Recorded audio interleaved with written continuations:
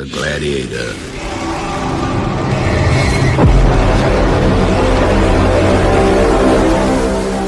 Good evening, good afternoon. This is Abe Collins, retired special agent from the Drug Enforcement Administration. The Unabomber.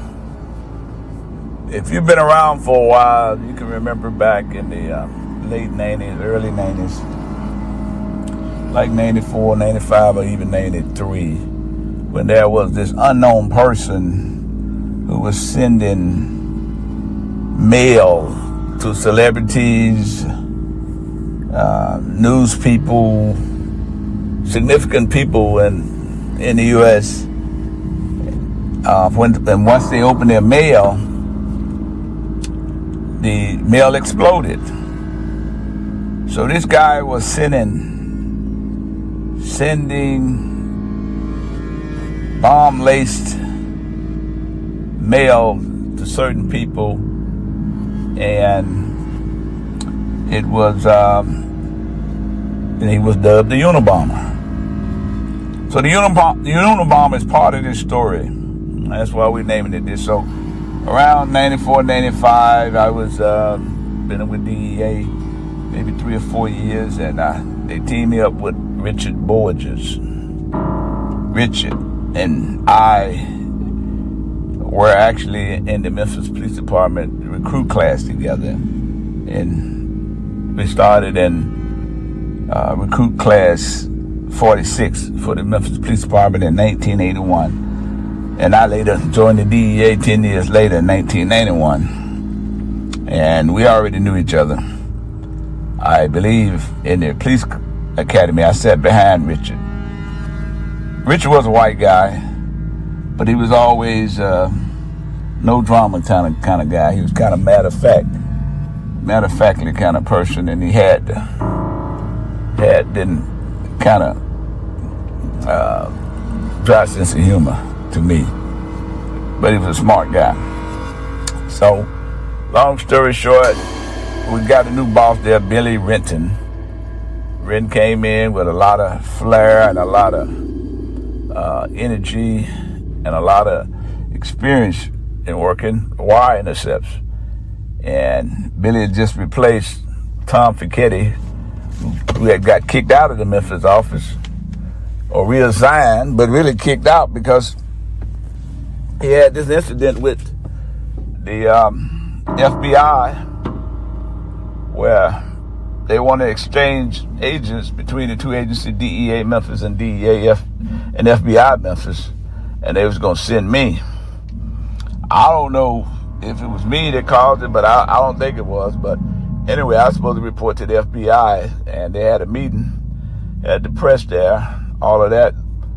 Long story short, Tom didn't like it. He didn't have any much respect for the FBI as far as investigation concerned. And DEA is well known as a lead drug law enforcement agency. And so while there at that meeting, Tom was trying not to speak to the media. And finally, the media kept persisting, I guess because they heard that Tom wasn't really going along with that, but senior management wanted to do this. So they put the mic in front of Tom's mouth and kept poking him to say something. He tried to say some politically correct things, and I guess he lost his cool and said, I don't know why we're doing this. FBI gonna get the better deal of this like they always do, and we're gonna end up with a agent that's inexperienced, and we got to train him, and they'll get the better deal. I'm not for this. Pretty much, he said some negative things about the FBI, and the following day, they moved Tom. They sent him to Houston.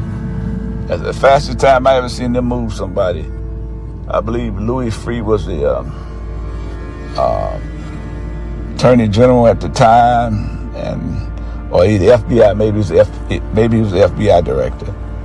Anyway, it got him moved, and so we got replaced with Billy Renton, who came in as a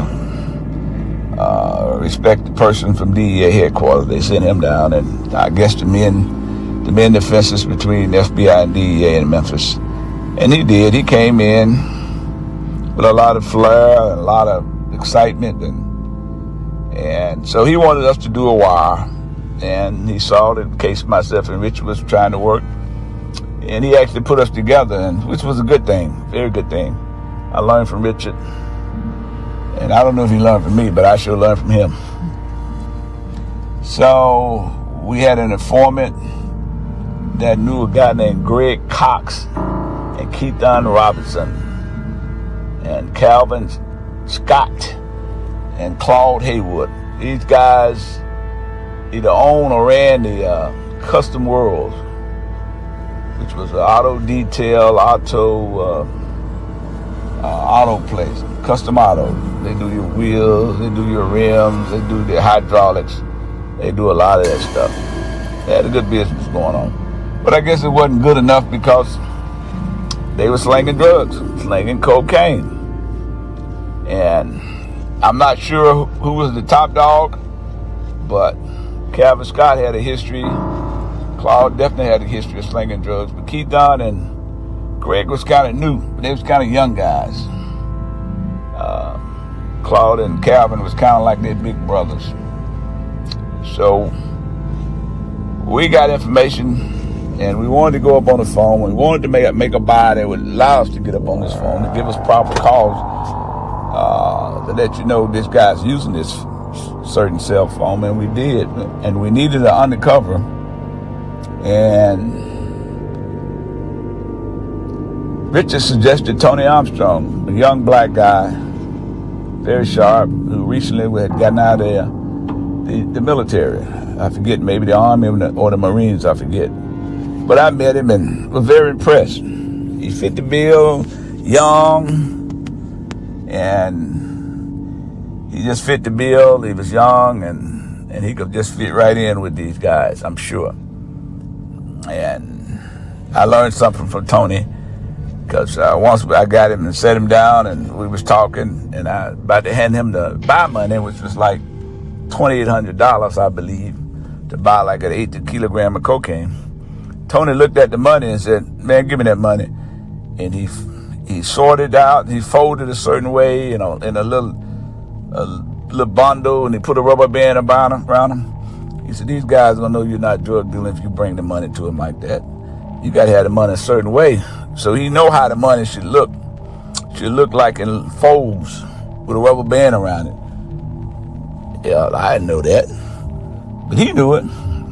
I said, "Man, this guy gonna work out. This guy gonna be good."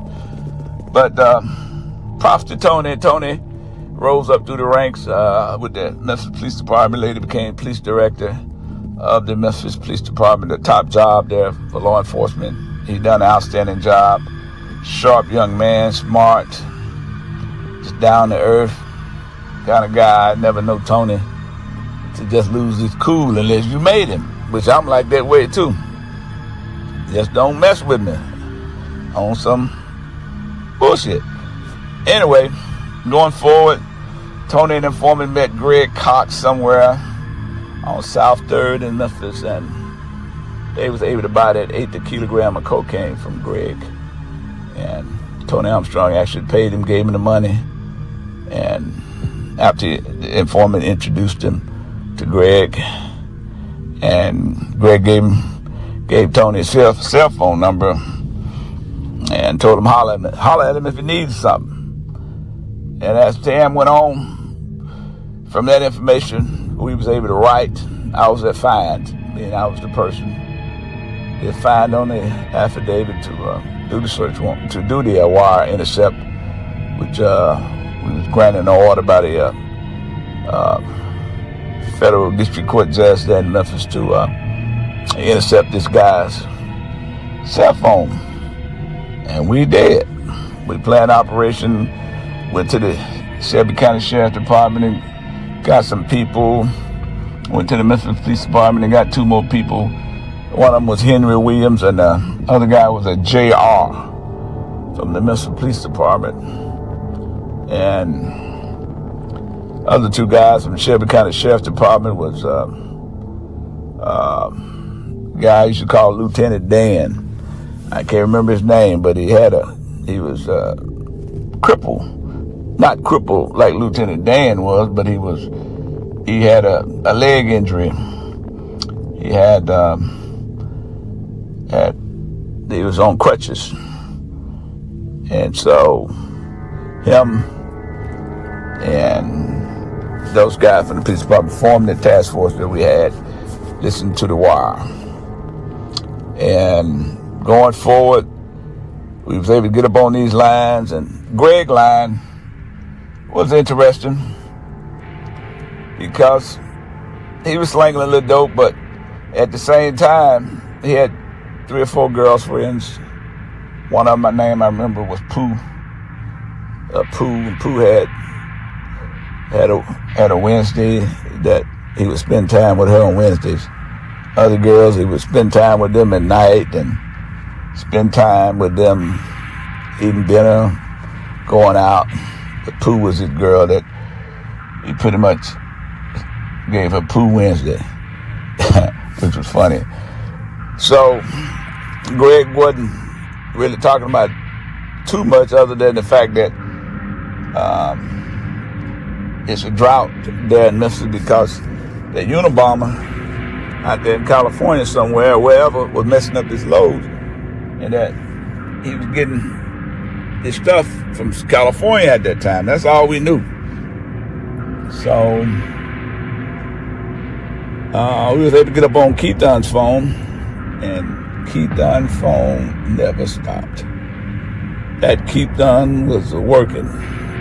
Don't know where he was getting this dope from at that time, but he was saying the same thing when he talked to Greg about this Unabomber, that they wanted to go in and get the guy themselves.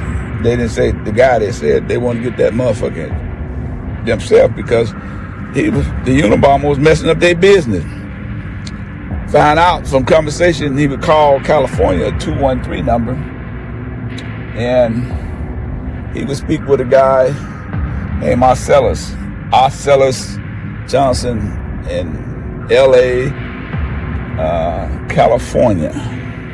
They would talk about the last shipment he sent got seized, and from that we determined that there was a seizure at FedEx that kind of related to Greg and Keaton, and the drugs were hidden inside a VCR, the old VCR video recording machines, and what they would do was gut the VCR out the inside, and they would ship it as though they were shipping a VCR, but inside it had 2 or 3 kilos, or as many kilos they could get in there. So our sellers were their source, and he was shipping it through FedEx to Memphis, and they was addressing it to a certain address. So they couldn't do it because FedEx and all the other postal service system were checking mail big time, looking for bombs in the mail, and it just heightened the ability for detection. And they actually thought if something got seized by law enforcement, it was because law enforcement was checking it because of the Unabomber. And going forward, we talked, and somehow they were able to find drugs somewhere, and you could hear them on the phone talking. I know they didn't get it from California, but I'm not sure where they got it from. But they did have gotten some drugs, and they were selling it and slinging it. And back to Keaton's phone, Keaton was selling a lot of dope. He was selling street level, like selling to people in Coldwater, Mississippi. And I remember some of the conversation, and I remember Keaton's voice. It went like, "You can, man, bring that motherfucker, bring a whole station wagon full of motherfuckers, up here to Memphis and buy some dope, man. Y'all can, man, bring them all up here. I can sell them all some dope. And then he had that drawl in his voice, you know. But at the same time, Greg was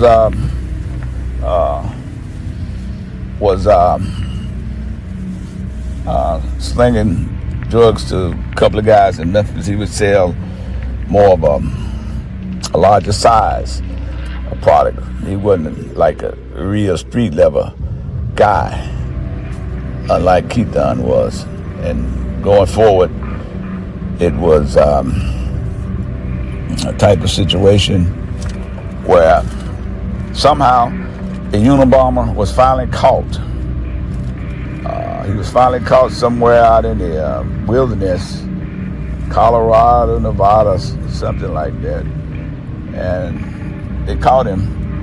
And once they caught him and it made news and headline news, drugs was back on. I could hear Greg and Keaton and our sellers talking about, man, it's on. It's on. Simply because the Unabomber was caught, was captured.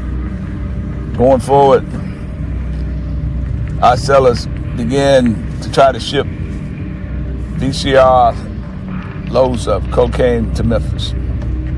He was, this one deal, he had shipped it and told Greg what address should he ship it to, and Greg gave him an address of one of his girlfriends.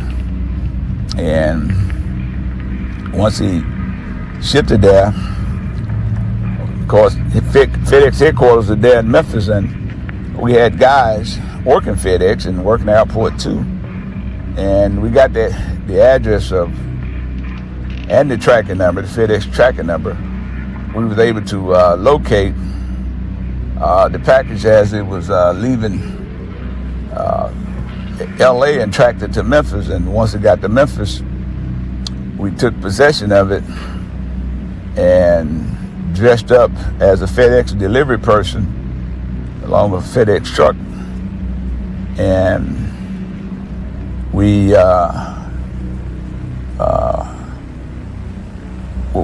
delivered it. But we delivered it to the house to see if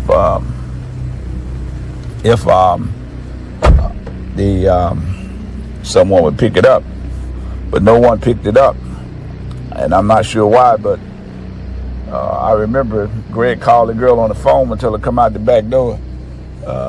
He think the police is around there somewhere, and Greg picked this young lady up who was his girlfriend apartment. They didn't take possession of the drugs, but we kept it. The FedEx undercover guy actually took the drugs back, and we took possession of it. It wasn't delivered, and not sure how he know it was the police, but he did. And going forward, that didn't stop him. Our sellers decided to send another package, and same way in the VCR. And instead of it making to the address, we just took the drugs off.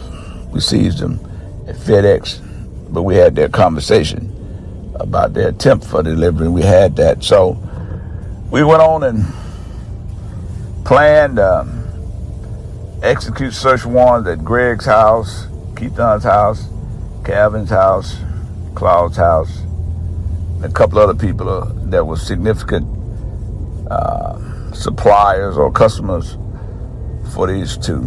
I remember D Nice and several guys, all of them names I can't remember, but up on the morning we had a meeting with a lot of law enforcement in the area, and Billy Wren, of course, led the meeting, and we went out to hit search warrants. And Keaton's search warrants went okay, and he actually did across the street from Greg in a nice area off Kirby Parkway. A nice little area. They actually live across the street from each other. A nice middle-class neighborhood, for the exception that these guys had moved into it. And Greg residence address went a different way. I remember Henry Williams was part of that team, or may even led that team to hit that search warrant with the MPD a unit, hit that search warrant. And a little history on Greg, about a month or so before we hit the search warrant, Greg, a robber actually tried to rob Greg coming in on his house and tried to rob him, and may have even injured Greg. And we knew about that because we heard it over the wire intercept. So Henry, with his experience, planned for that. He said he knew that, and that we're gonna have to be careful if we hit his house because he might anticipate robbers coming back, and which was kind of dangerous. But there was much discussion about whether to knock and announce or whether to hit the house and all that. And I believe what happened, they did knock and announce and hit the house. And immediately upon making entrance, Greg obviously was in bed with a girl and woke up shooting. Pow, pow, pow. And the raid team that Henry was a part of, I guess, returned fire. One of the rounds hit one of the officers. His name was JR. I forget JR's last name, but JR got hit in the side, and the bullets, ooh-wee, he was very fortunate, very blessed. The bullets hit his badge, which was right on the side of his waist area where he had the MPD badge, metal badge, but one of the rounds either hit the badge or ricocheted and hit the badge. I'm not sure. Bottom line, he did get hit, and he could have been drastically injured, but he wasn't, luckily for the badge that he had on. He went to the hospital and shortly was released, and they did arrest Greg, put him in custody, and his girlfriend, who was didn't have much clothes on. Both of them was in bed and they was awakened. And I'm gonna give him some deference for the fact that he could have thought that was the police. But anyway, he did shoot the police. Sorry, but he did shoot the police, and we arrested him, and Keaton, and Calvin, and Claude, which was a big deal during that time. But the thing I remember, Claude wasn't really no problem. He was more mature. He kind of knew what to expect. He had been to jail before. Greg didn't make bond. Keaton did make bond. Calvin made bond, I believe. So, and then we got to working with Calvin. Calvin was thought he was smarter than the average bear. He wasn't an easy guy to work with. I was handling him. I mean, I was trying to control him as an informant, but he kept coming up with ruses. There was one ruse he told us that some guys, local guys in Memphis, had some dope in our house. I didn't believe him, but Henry did. Henry Williams did believe him. And we did the search warrant, and Calvin said the guy had a safe in the house and had some dope or money in the safe, and we hit the house and there was a safe there, and we call a safe a locksmith who can break into a safe to come out, and the guy came out, unlocked the safe, opened it up, and inside a note. Calvin had written a note hollering, ha ha, ha ha, ha ha, laughing at us.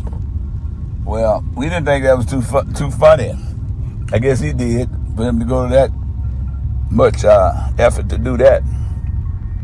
So we brought him to the office and sat him down, talking to him, and he was always belligerent.